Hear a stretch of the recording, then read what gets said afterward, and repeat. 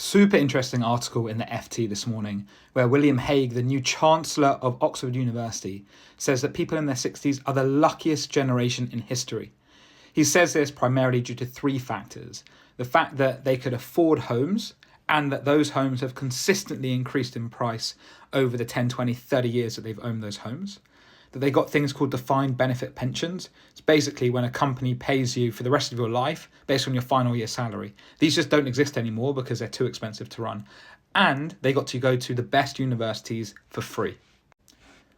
The article then goes on to say that we need to have a national conversation about how to deal with student debt and student unemployment, because there is a record 950,000 unemployed graduates that are out of education or training or work, which is just crazy. A lot of that has been driven by the increases in national insurance by Rachel Reeves in the budget last year, and that a lot of people that were working in the hospitality sectors got fired because of those increases in national insurance.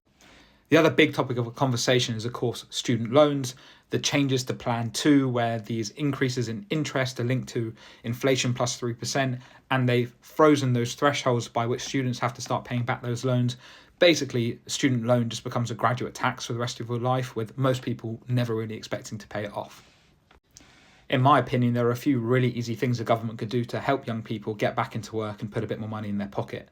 Number one, and this really only applies to London, but there could be other schemes in the country, is scrap the free TfL passes for over 60s. The fact that the richest generation get to travel on the tube, which is like £10 a day now for free, is an absolute joke. They should have to pay double, and 18 to 25-year-olds should be able to travel for free to allow them to get to those jobs without costing them an arm and a leg.